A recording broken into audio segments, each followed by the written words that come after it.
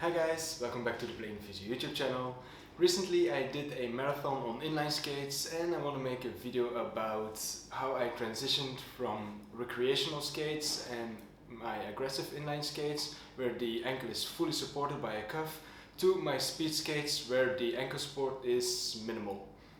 So let's get into it.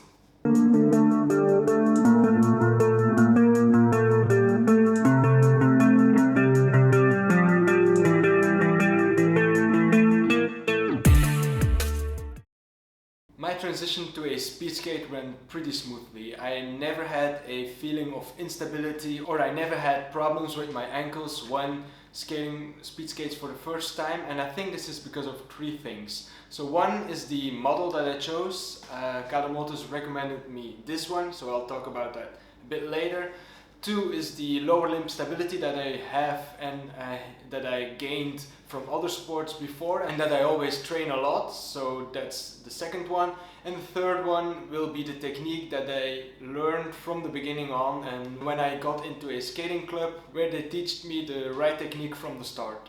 So the first reason is the speed skate model that was recommended for me by Cadomotus. I contacted Cadomotus when I wanted to do a marathon and they recommended me this model. So this is the agility model from Cadomotus with their frames too. This model is something that's between a recreational skate and a speed skate because of the higher cuff. So this is a very good speed skate for beginners or people who get into the sport because this little piece extra gives a lot of support to the ankle, and the ankle is something that is most vulnerable for people that change from recreational skates to speed skates.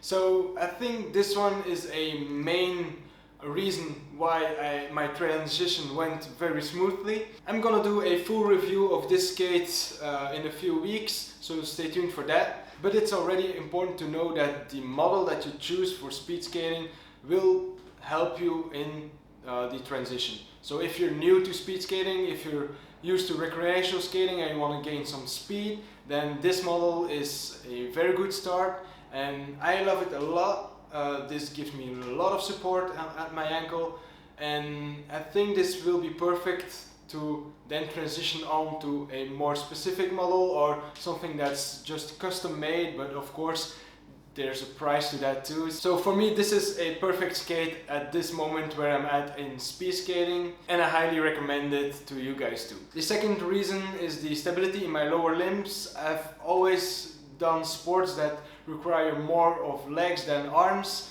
So like I played soccer, I skated a lot when I was younger, I did longboarding, I did a lot of running too. So I always used my legs and because of that I have a big stability, or I have a good stability in my legs. I always train that too because it's very important to be stable on your feet. My ankles are rigid too, so that's something that play too. Because of playing soccer on a low level, my ankles are very rigid as the field wasn't very even or wasn't very flat. There were a few holes in the field sometimes, so that also played a role in my stability in my ankles. And I believe because of this stability in my lower legs that my transition to speed skates went smoothly. I never had any problems. I never felt tired or I never felt insecure on my speed skate. I never felt any instability. So if you want to transition to speed skating, I would suggest to start training those knees, those ankles, also those hips, those glutes especially. The whole lower limb will be important to stabilize and to have a fundament to stand on. So if you're questioning on what exercise to do, I have a few videos on lower limb strength and knee strength and ankle mobility and stability, so you can definitely check those out. And the last reason is the technique that was taught to me from the beginning on. So when I started, or when I wanted to start with speed skating, I joined a skating club. I didn't do it on my own.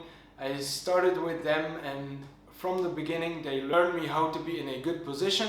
And one of the components of this position is a good dorsiflexion or a good flexion in the ankles. And what that does is when you dorsiflect your ankles, it gives you stability. It puts you in a closed packed position is what we call it.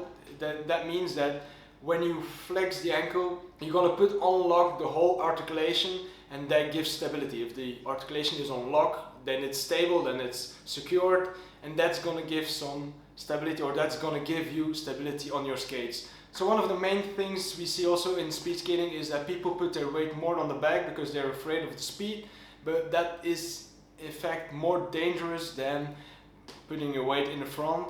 I also prefer to fall in front of me, just to put my hands out and to absorb the impact, then falling to the backwards and hitting my head. But just flexing those ankles, just really going in that close packed position gives that stability, and is important to be stable on your skates and to have a good fundament. So there we have it, the 3 reasons that made me easily transfer from recreational skates and even aggressive inline skates, where my ankle is always supported with a high cuff, always a very hard cuff often, and then going to the speed skate where my ankle is way more loose or even free. In this model, in the agility model from Cadomotus, it's a bit more secured, but in general, because of my technique, or the technique that was learned to me, my stability that I already gained, and the model from Cadomotus, those 3 things helped me to do my marathon and in a good time. So yeah, if you have questions about these things, you can always hit me up on Instagram or